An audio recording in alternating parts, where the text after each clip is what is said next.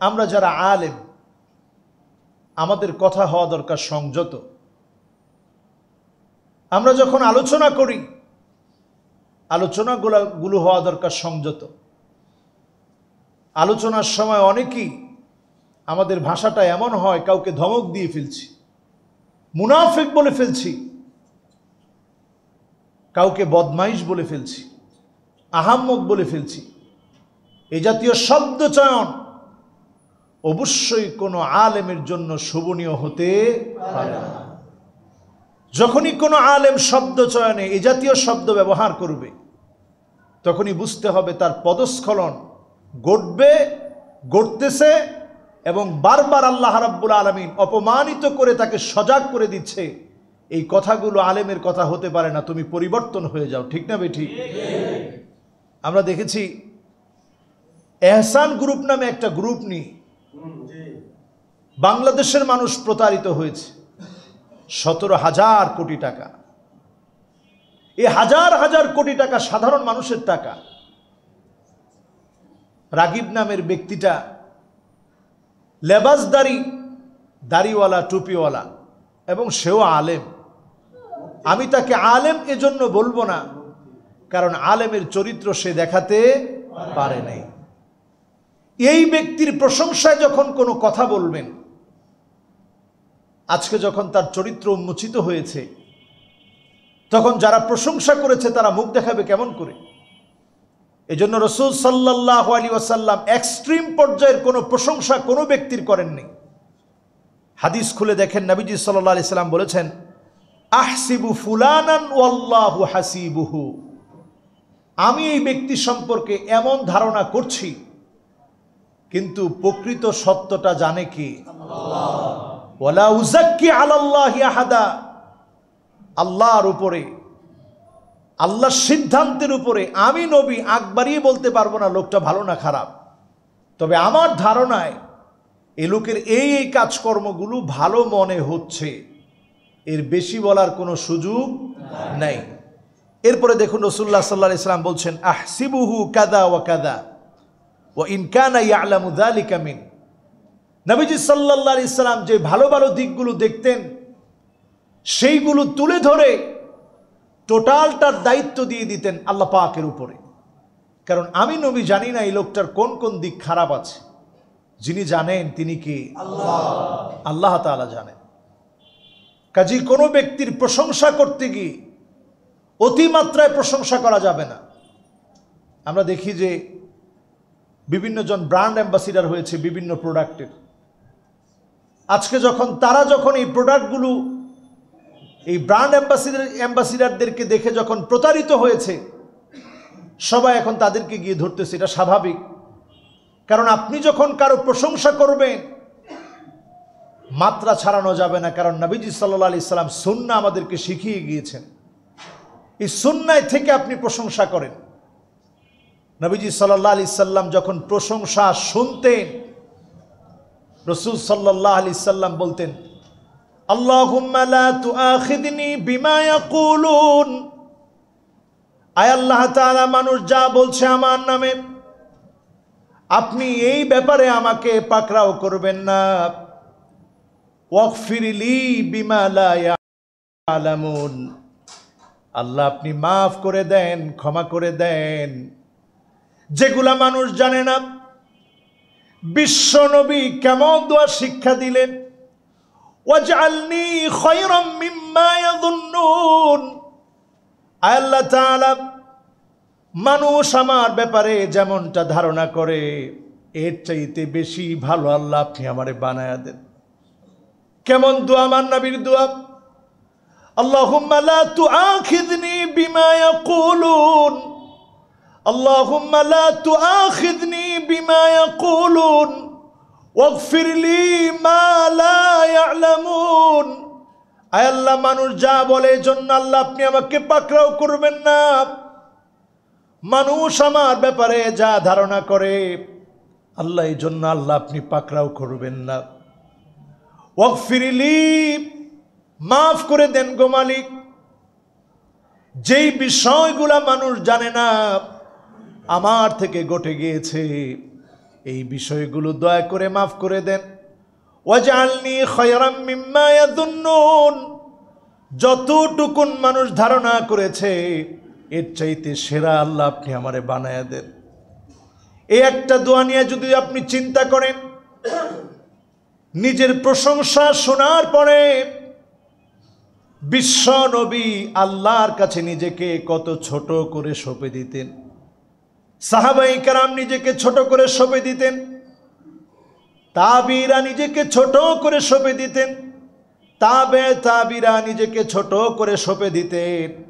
আল্লাহকে বলতেন, আল্লাহ মানুষ যা বলেছে তার জন্য আমাকে পাকড়াও করবা না। যতটুকুন মানুষ বলেছে আমার ব্যাপারে অনেক খবর তারা জানে না, যেগুলো তারা জানে না মাফ করে দেন আল্লাহ রব্বুল আলামিন। ওই বৈশিষ্ট্যগুলো দান করে দেন যেগুলো তারা বলেছে তার চাইতে সেরা আপনি বানায়া দেন।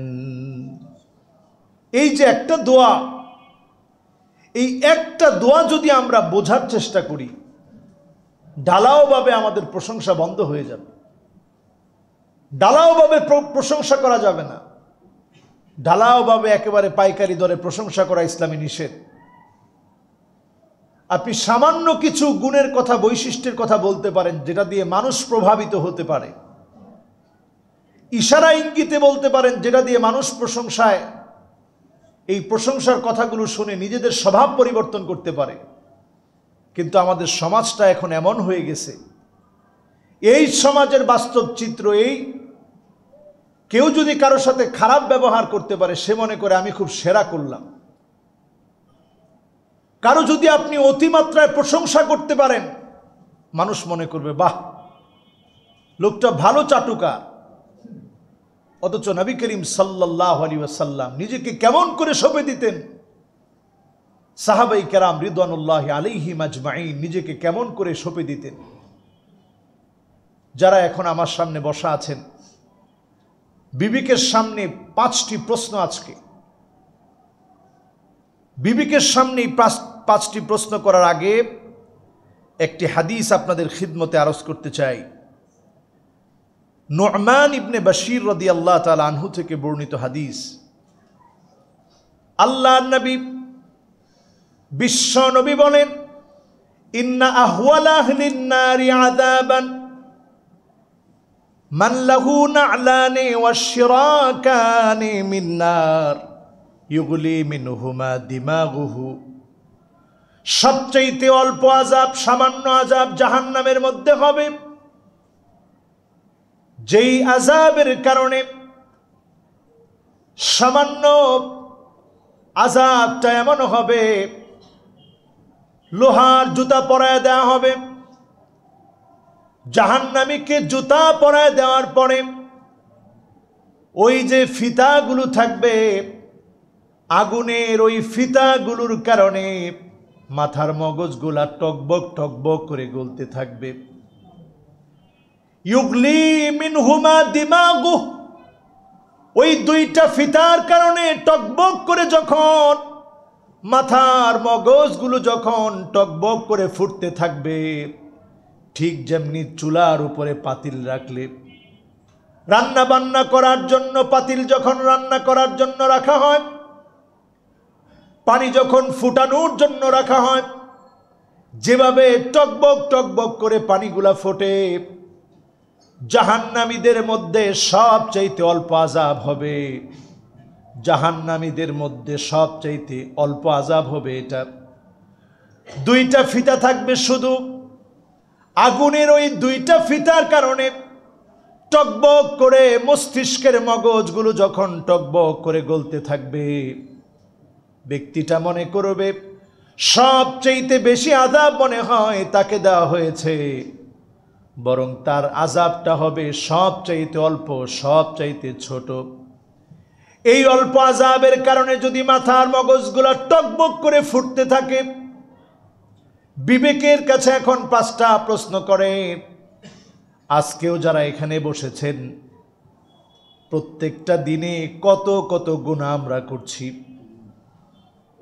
1 নাম্বার প্রশ্নটা বিবেককে করেন, কতগুলো গুনাহ করছি, এই মুহূর্তে যদি চলে যাওয়ার সময় চলে আসে, কেমন করে আল্লাহ রাব্বুল আলামিনের সামনে আমরা দণ্ডায়মান হব?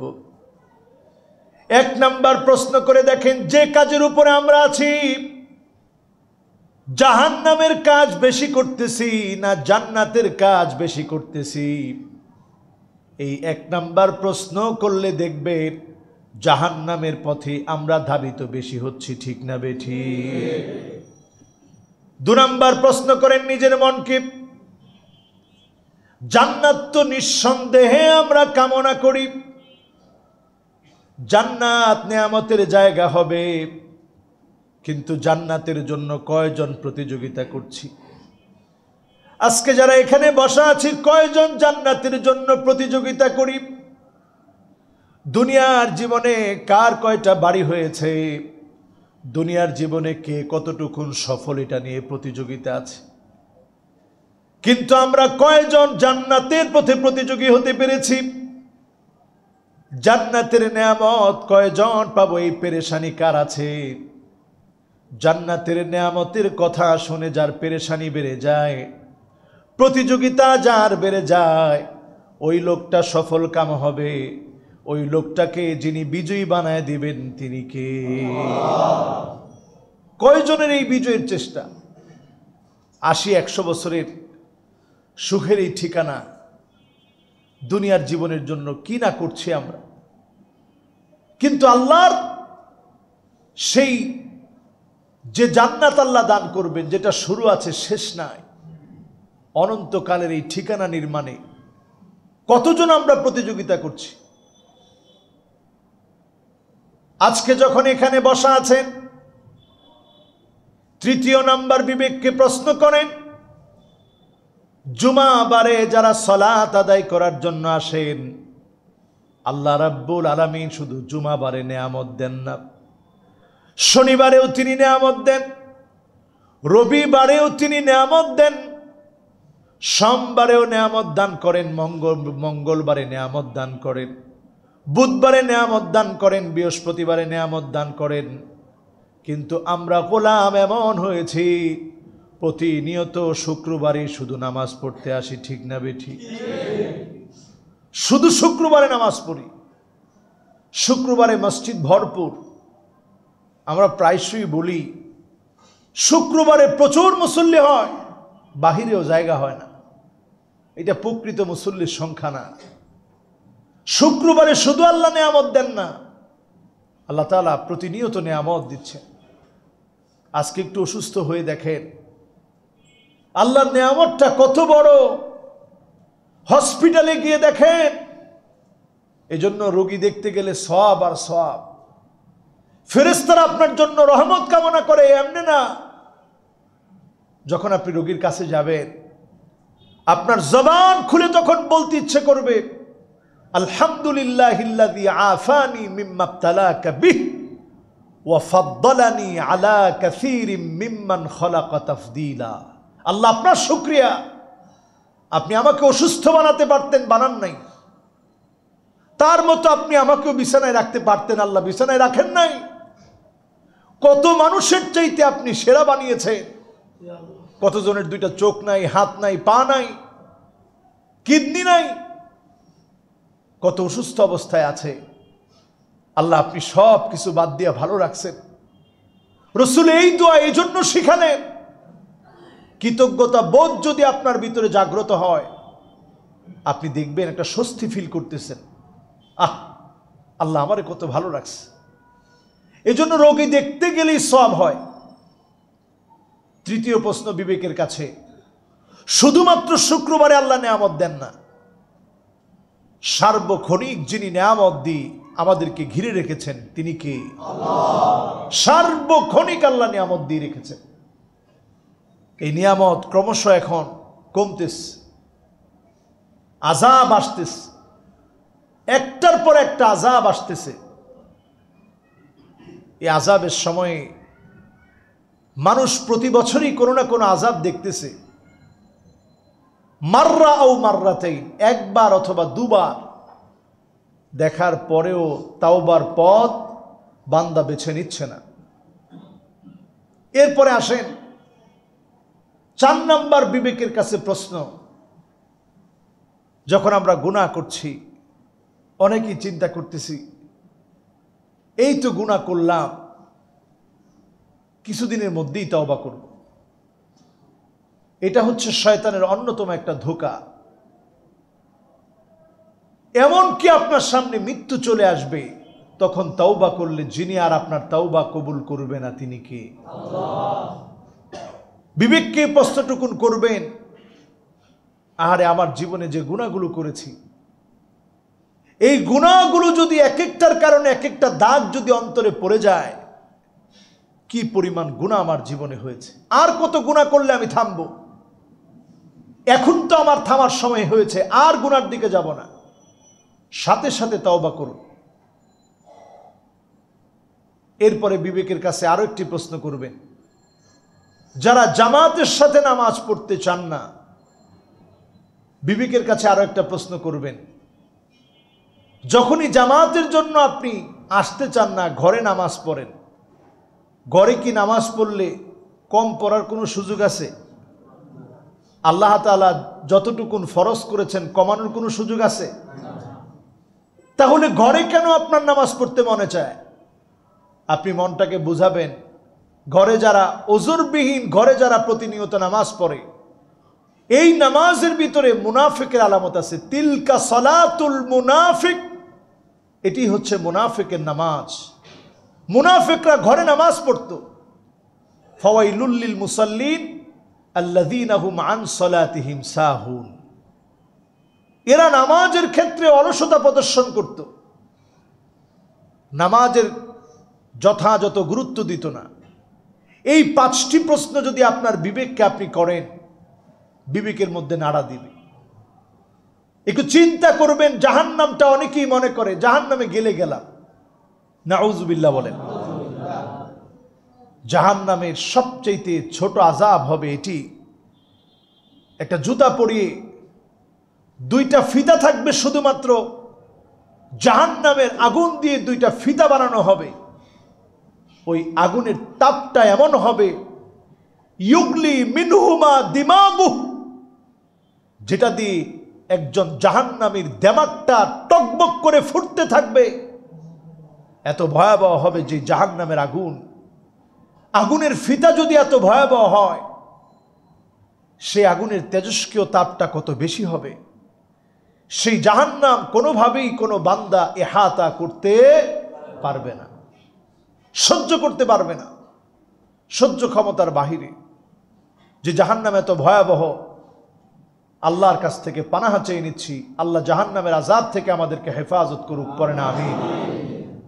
সম্মানিত হাজিরিন, আজকে যারা জুমাতে এসেছেন, জীবনে যতদিন বাঁচবেন আলী রাদিয়াল্লাহু তাআলা আনহুর নসিহত স্মরণ করিয়ে দিতে চাই।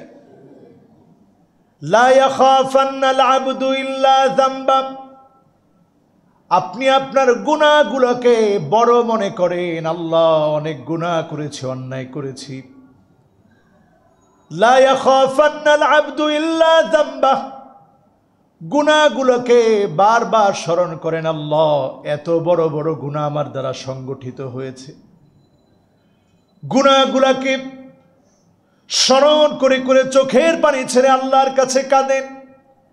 ওয়ালা ইয়ারজু আন্না ইল্লা রাব্বাহ, শুধু আল্লাহর কাছে আশা করতে শিখেন। গুনাহগুলোকে যখন সামনে নিয়ে এসে আল্লাহর কাছে বলবেন, আল্লাহ আমি একাকী অনেক গুনাহ করেছি, দুনিয়ার মানুষ আমাকে ভালো ধারণা করে আমি অনেক গুনাহ করেছি, অনেক অন্যায় করে ফেলেছি।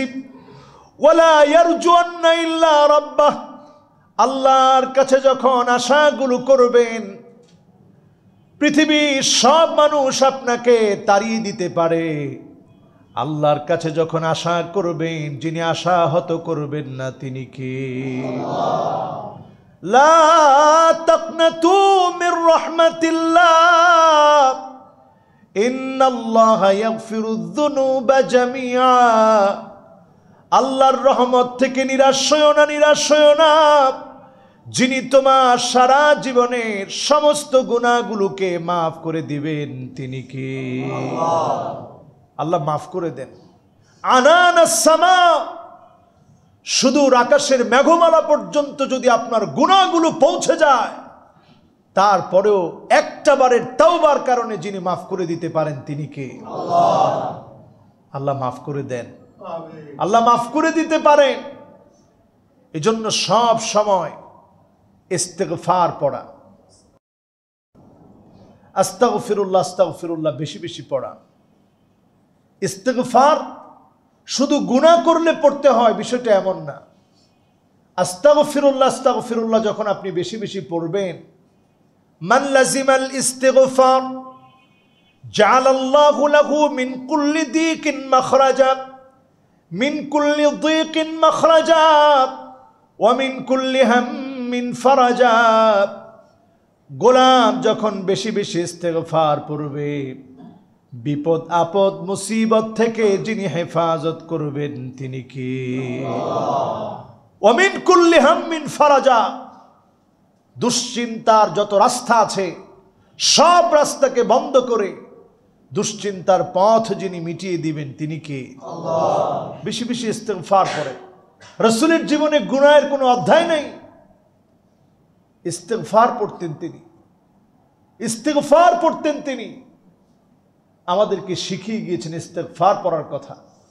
অধিক পরিমাণে ইস্তিগফার পড়া, অধিক পরিমাণে ইস্তিগফার পড়া। আপনি দোকানদারি করতেছেন, ইস্তিগফার পড়েন, আস্তাগফিরুল্লাহ আস্তাগফিরুল্লাহ। এই ব্যবসার মধ্যে আয় ইনকামে যিনি বরকত দিবেন তিনি কে? আল্লাহ। পড়ে দেখেন, বেশি বেশি ইস্তিগফার পড়া। নিজের গুনাহটাকে সামনে নিয়ে আসা, আল্লাহ আমি অনেক অন্যায় করছি, আল্লাহ আমি অনেক গুনাহ করেছি, আল্লাহ আমার গুনাহ অনেক, কিন্তু আল্লাহ আপনার রহমত থেকে আমি নৈরাশ হই নাই, আপনার রহমত থেকে আমি নিরাশ না।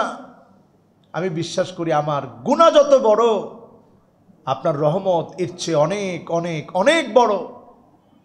এই কথা বলে যখন আল্লাহর কাছে যাবেন, আল্লাহ তো এমন, দেখবেন যখন সন্তানটা অসুস্থ হয়ে যায়, বাবার মনটা পেরেশান হয়ে যায়। সন্তানটার জন্য বাবার মনটা পেরেশান থাকে, কখন সন্তানটা সুস্থ হবে। আল্লাহর মায়াটা কি এর চেয়ে কম না বেশি? আল্লাহর মায়াটা এর চাইতে কোটি কোটি গুণ বেশি। হাদিসের ভিতরে দৃষ্টান্ত এসেছে, মরু প্রান্তে উট হারিয়ে গেলে আপনি যেমন চিন্তিত হয়ে পড়বেন, উট হারিয়ে যখন আপনি আপনার সম্বল হারান, একমাত্র বাহনটাকে আপনি হারিয়ে ফেলেছেন, আপনি যেমন চিন্তিত হয়ে যাবেন, ঠিক তেমনি এই উট হারিয়ে ফেলে আপনার যেমন চিন্তার সাগরে আপনি ডুবে গেলেন, আল্লাহ রাব্বুল আলামিন উটটাকে যখন ফিরিয়ে দিবেন, ঘুমন্ত ব্যক্তি জাগ্রত হয়ে দেখে মরুভূমিতে বাঁচার জন্য, আবার তার বাড়িতে ফিরে যাওয়ার জন্য উট ফিরে পেয়েছে। ওই ব্যক্তি যেমন খুশি হয়ে যাবে, লাল্লাহু আশাদ্দু ফারহান বিতাওবাতি আহাদিকুম মিন আহাদিকুম বিদাল্লাতিহি ইযা ওয়াজাদাহা। আপনার হারানো উট ফিরে পেয়ে আপনি যেমন খুশি হয়ে যাবেন, আল্লাহর কোনো একজন গোলাম তাওবা করার মতো তাওবা করে যখন ফিরে আসবে, এই বিশ্বজাহানের মালিক, সমস্ত সৃষ্টির যিনি মালিক আমার আল্লাহ, এর চাইতে বেশি খুশি হয়ে যাবে গোলামের তাওবার কারণে। খুশি হয়ে যিনি মাফ করে দিবেন তিনি কে? কত খুশি হয়ে যায় আমার আল্লাহ। লাল্লাহু আশাদ্দু ফারহান বিতাওবাতি আহাদিকুম মিন আহাদিকুম বিদাল্লাতিহি ইযা ওয়াজাদাহা। উট হারিয়ে ফিরে পেয়ে আপনি যেমন খুশি, আমার আপনার মতো নালায়েক নাখান্দা সাধারণ একজন গোলাম, আল্লাহর তুচ্ছ নগণ্য এক সৃষ্টি, এই সৃষ্টির তাওবায় স্রষ্টা খুশি, সৃষ্টির তাওবায় আল্লাহ খুশি, এত খুশি যে আমার গোলাম আমার কাছে ফিরে আসে। সন্তানটা যেমন সুস্থ হলে বাপ খুশি, হারানো উট ফিরে পেলে যেমন পতি খুশি, আল্লাহর গোলাম গুলামির খাতায় নাম লিখিয়ে আল্লাহর কাছে ফিরে আসলে আল্লাহ ঠিক তেমন খুশি। সুবহানাল্লাহ। আল্লাহকে খুশি করার জন্য তাওবা করা শিখা। আর রুজুউ মিন সিফাতিন মাযমুমাতিন ইলা সিফাতিন মাহমুদা। আগে নিজেকে শুধু গুনার মধ্যে দেখতেন, লিস্ট করলে শুধু গুনাহ আর গুনাহ, গীবতের গুনাহ, গানের গুনাহ, জিনার গুনাহ, মদের গুনাহ, পাপাচার আর পাপাচার, চারদিকে সবগুলার মধ্যে আপনি আছেন। গুনার লিস্ট করলে চারদিকে সকল লিস্টের মধ্যে আপনি আছেন। এখান থেকে যখন আপনি একটা একটা করে সারার নিয়ত করলেন, আর আমি গুনার দিকে যাব না, এখন দেখেন আপনার সওয়াবও আছে, গুনাহও আছে। এরপরে আপনি শুধু দেখতেছেন সওয়াবের দিকে আপনি ধাবিত হচ্ছেন, তার মানে আপনার তওবা আল্লাহ কবুল করে ফেলেছে। সুবহানাল্লাহ। যার তওবা কবুল, আল্লাহর আপন না পর? আল্লাহর আপন। আল্লাহর আপন যদি কোনো গোলাম হয়ে যায়, দুনিয়ার সারা দুনিয়া মিলেও যদি তার ক্ষতি করতে চায়, তার সামান্য ক্ষতি কেউ সাধন করতে পারবে না, আল্লাহ যদি কারো আপন হয়। আজকের এই জুমাতে যতগুলো কথা বললাম, আল্লাহ যেন আল্লাহর আপন হওয়ার তৌফিক আমাদেরকে দান করেন, পড়েন আমিন। যে বিষয়গুলো আলোচনা করলাম, আল্লাহ যেন আমাদের বিবেকটাকে একটু নাড়া দেওয়ার তৌফিক যেন আল্লাহ দান করেন, পড়েন আমিন। আমরা সুস্থ আছি, এটি আল্লাহর বড় নিয়ামত। এই করোনাকালীন সময়ে সুস্থ থাকা এটা বড় নিয়ামত, বড় একটা চ্যালেঞ্জ বলতে পারেন। পৃথিবীর ইউরোপের দেশগুলোতে আবার করোনা ফিরে আসতেছে, অথচ তারা কিন্তু ভ্যাকসিন নিয়ে নিয়েছে। ম্যাক্সিমাম দেশগুলোতে কোথাও 70%, কোথাও এর চাইতে বেশি ভ্যাকসিন দেওয়া শেষ। এমনকি এখন খোদ আমেরিকাতেও এখন আর মাস্ক ব্যবহার করার ক্ষেত্রে কোনো বাধ্যবাধকতা নেই। করলেন, তবুও মাস্ক ব্যবহার করুন। এখন তারা এই শব্দ ব্যবহার করে আর কি, ভালো হয়ে গেছি তবুও মাস্ক ব্যবহার করুন। এখনো কিন্তু মানুষ আশঙ্কা মুক্ত না। এই যে একটা অবস্থা পৃথিবীর উপরে, এরপরেও যদি আমরা না শিখি, শিক্ষা গ্রহণ না করি, আল্লাহর দিকে ফিরে না আসি, কখন আল্লাহর দিকে ফিরে আসবেন? আযাব এমনভাবে আসবে, এমনভাবে আযাব আসবে, মানুষ দেখবে ঠিক পুতির দানা থেকে একটা দানা পড়ে গেলে, মালা থেকে বিচ্ছুরিত একটা দানা, এরপরে যেমন একটার পর একটা দানা পড়তে থাকে, এইভাবে করে একটার পর একটা আযাব আসবে। দেখেন পৃথিবীব্যাপী এখন একটা আযাবের সময় চলছে, মহড়া চলছে। আইডা যখন আঘাত হানলো আমেরিকাতে, খোদ আমেরিকার অবস্থা এমন হয়েছে, পৃথিবীর মানুষ দেখেছে বিভৎস সেই দৃশ্য। মানুষগুলা পানিবদ্ধ হয়ে গেছে। এই যে অবস্থা এখন পৃথিবীর, ভারত মহাসাগরের টেকটনিক প্লেট ফেটে গেছে। একটার পরে একটা যখন আযাব আসছে, এখনই তো সময় আল্লাহকে চেনার। এরপরে যখন আপনার মৌতের সময় আপনার সামনে ঘনিয়ে যাবে, আপনি তওবা করলে আর তওবা কবুল হবে না। ফেরাউন আল্লাহর কাছে তওবা করেছিল কোন মুহূর্তে? যখন নাক দিয়েও পানি পড়ে, চোখ দিয়েও পানি পড়ে, কান দিয়েও পানি পড়ে, তখন আল্লাহর কাছে বলতেছে, আল্লাহ এতদিন বুঝি নাই, আজকে সব বুঝছি। বনি ইসরাইল ঠিক যেভাবে আপনার উপর ঈমান এনেছে, আল্লাহ আমিও ঈমান আনলাম। আল্লাহ তাআলা কি সেই সময়ের তওবা কবুল করছে? সে সময়ের তওবা কবুল করা হয়নি। এই জন্য তওবা করতে হবে কখন? এখন। কখন? এখন। তওবা এখনই করতে হবে। নিজেদের জীবন পরিবর্তনের জন্য এখনই তওবা করতে হবে। আল্লাহ আমাদের প্রত্যেককে তওবার উপরে চলার তৌফিক দান করুক, পড়ি আমিন। গুনাহ মুক্ত জীবন যাপনের তৌফিক আল্লাহ দান করুক, পড়ি আমিন। আমাদের পরিবারটাকে ইসলামী পরিবার হিসেবে গঠন করার তৌফিক আল্লাহ দান করুক, পড়ি আমিন। আমরা সকলে পড়ে নিচ্ছি সুবহানাকাল্লাহুম্মা ওয়া বিহামদিকা আশহাদু আল্লা ইলাহা ইল্লা আনতা আস্তাগফিরুকা ওয়া আতুবু ইলাইক। আল্লাহ পাকের কাছে আমরা আমাদের কথার ভুল ত্রুটি থেকে ক্ষমা চেয়ে নিচ্ছি। আজ এ পর্যন্ত, ইনশাআল্লাহ আগামী জুমাতে আল্লাহ হায়াত দারাজ করলে আবার দেখা হবে। সে পর্যন্ত আল্লাহ তাআলা ভালো রাখুক, সুস্থ রাখুক, নিরাপদে রাখুক। যারা ক্বাবলাল জুমা আদায় করেন নাই সকলে ক্বাবলাল জুমা আদায় করে নেন। আসসালামু আলাইকুম ওয়া রাহমাতুল্লাহ।